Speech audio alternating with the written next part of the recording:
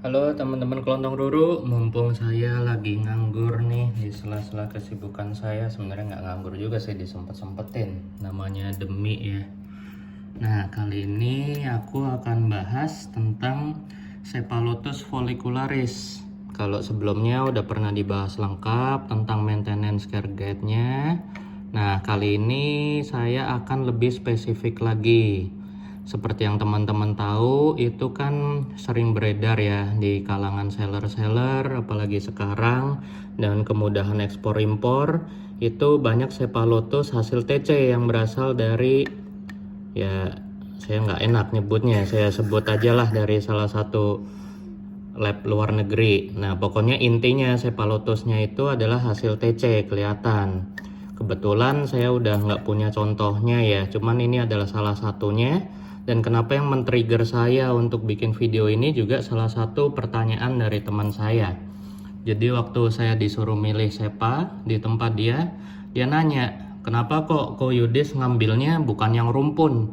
Jadi seperti teman-teman tahu, kalau sepa-sepa yang hasil TC dari luar negeri yang banyak dijual sekarang selama beberapa tahun terakhir ini, itu bentuknya bener-bener sensual banget ya, erotis banget lah buat pencinta sepa. Jadi ngeklam banyak, rimbun, kantong di mana-mana, ukuran gede-gede. Tapi kalau teman-teman perhatiin, pas teman-teman beli, harga juga sangat menggoda banget lah, murah harganya untuk ukuran klam segitu. Nah, tapi kalau teman-teman beli, teman-teman perhatiin, coba bandingkan jumlah nodulnya dengan akarnya.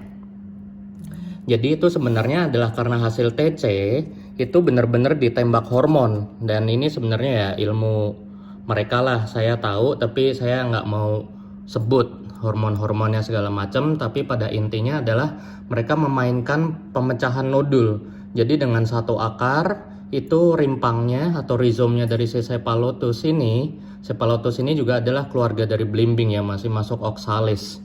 Cuman kan kalau belimbing udah evolve jadi pohon sempurna, kalau sepa ini mirip si tanaman kupu-kupu oxalis itu, mereka masih punya rimpang.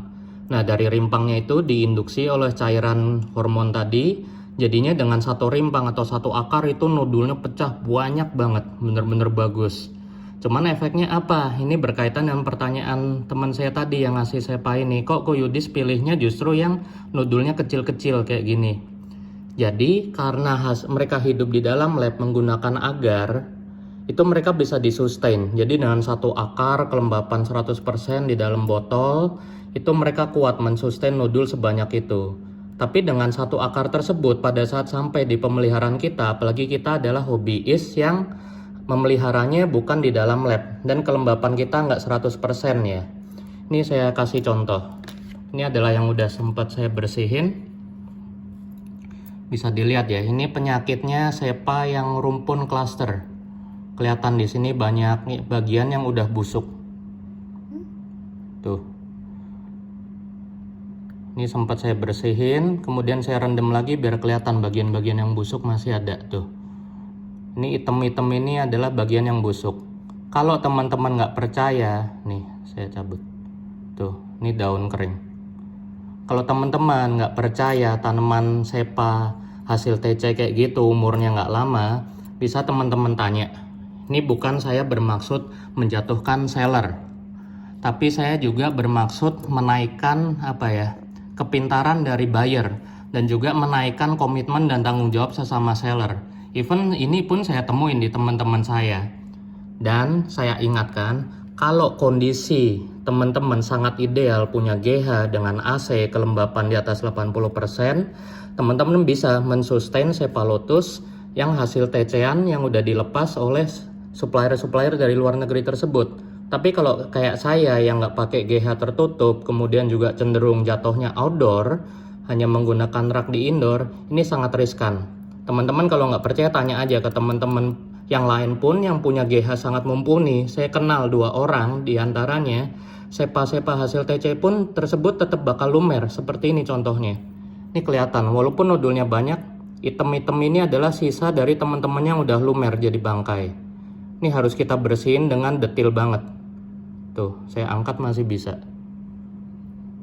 Dan ini menjawab pertanyaan dari teman saya ini. Walaupun dia miara sepa ini di GH yang sangat optimal, tapi tetap sepa-sepa tersebut lumer. Kelihatan bangkainya banyak. Dan ini menjawab ya pertanyaan saya, kenapa saya pilih pertanyaan teman saya, kenapa saya pilih yang udah pecah nodul seperti ini. Justru yang udah nggak rumpun banget itu, justru yang saya pilih dibandingkan dengan yang rumpun sekali, karena mereka sudah melalui proses pelumeran kayak gini. Dari pengalaman saya, dari sekian banyak klaster atau nodul, itu paling dia cuma nyisain 2-3 nodul, sisanya lumer, amblas. Dan ini kelihatan yang udah saya bersihin ya.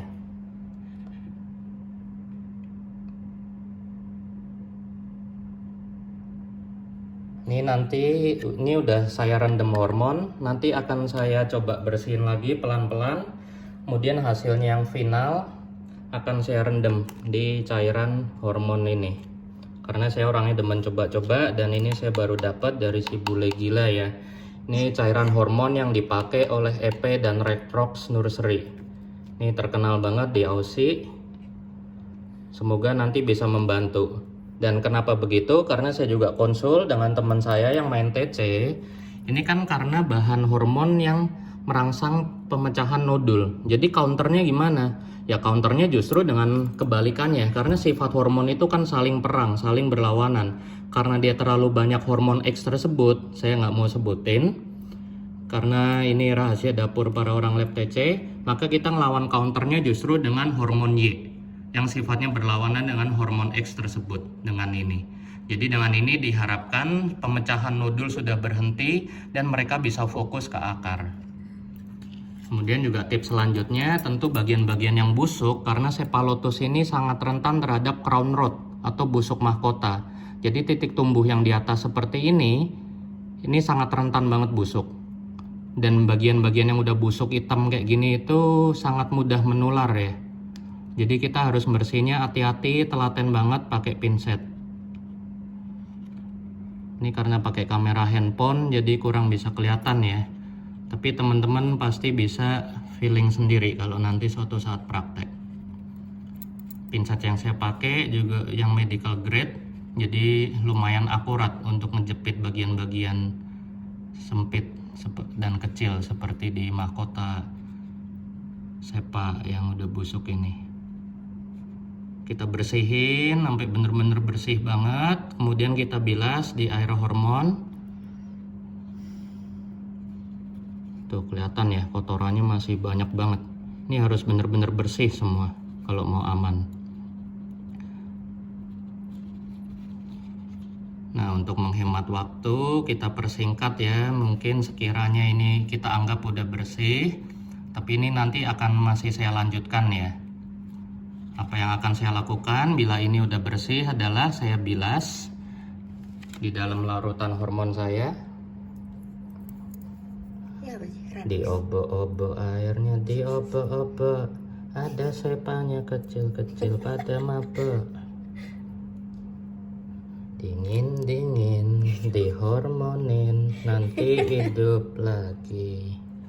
Nah ceritanya kalau udah bersih ya udah gila lah, siapa lagi orang waras mau miara sepaan. Nah ini nanti karena saya demen eksperimen, saya counter hormon pertunasannya dengan hormon perakaran dosis tinggi. Diemin 10 menit, dan ingat ini untuk expert only. Kalau teman-teman nggak punya hormon segala macam, cukup dibersihin aja dan bilas dengan air bersih. Karena hormon ini semua perhitungannya harus tepat ya. Dan kalau nggak tepat, efeknya itu bisa brutal, bisa mati tanamannya atau malah mutasi lagi.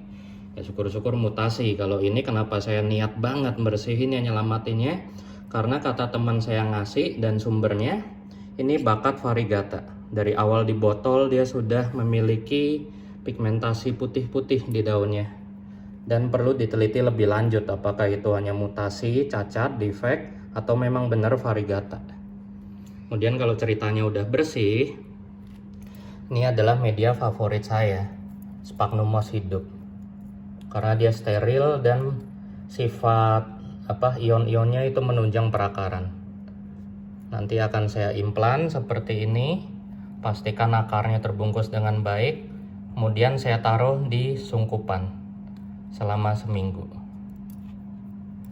Oke, sekian teman-teman, semoga membantu ya. Jadi untuk kesimpulannya, lebih waspada kalau memang ingin membeli sepa dan kondisi pemeliharaan teman-teman bukan di GH yang optimal atau cenderung outdoor atau menggunakan rak indoor tanpa kelembapan yang tinggi, pilihlah sepa-sepa hasil setekan yang banyak banyak orang-orang jual di online juga.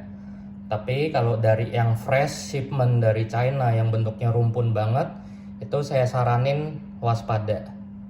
Suatu saat nanti akan ada kemungkinan para nodulnya akan lumer dan cuma sisa 2 sampai 3 sampai 5 nodul.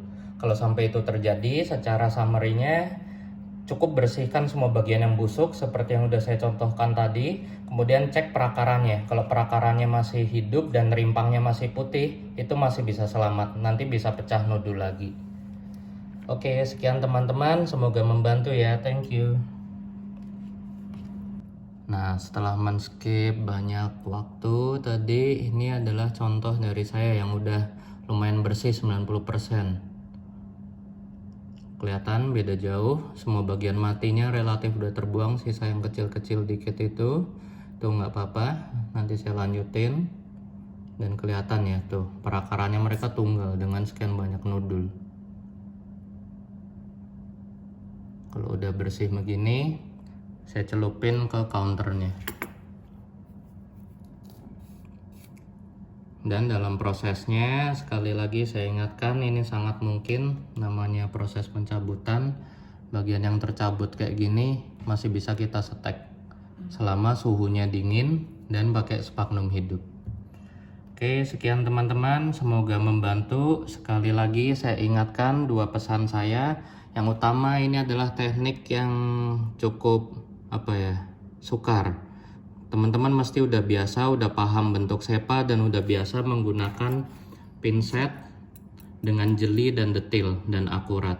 Kemudian yang kedua, pesan saya ini juga bermaksud untuk menyampaikan informasi dari sisi atau pihak buyer atau pembeli. Di sini saya memihak buyer, di mana kita sebagai buyer termasuk saya sendiri jatuhnya lebih ke hobbyist atau kolektor, bukan seller. Dan di sini saya merasa perlu menyampaikan, jangan sampai teman-teman buyer nanti kecewa jika suatu saat nanti TC-TC yang rimbun tersebut dari sepa lotus maupun helianthera dan yang lainnya itu bisa tahu-tahu sudden death, crown rot gejalanya. Jadi jangan kaget, dan itu bukan fenomena yang nggak lazim atau kesalahan seller, karena seller pun juga pada saat mengadakan atau kulakan dari sepa tersebut mereka juga nggak tahu, karena mereka bukan banyak seller-seller itu ya jatuhnya hanya penjual saja, mereka nggak mendalami ilmu tanaman sampai sebegininya. Jadi itu bukan kesalahan mereka juga. Kita jangan menyalahkan seller, kita yang harus cari tahu lebih, dan disinilah yang saya sampaikan, teman-teman harus punya pengetahuan lebih, pengalaman itu mahal. Oke, sekian teman-teman, thank you.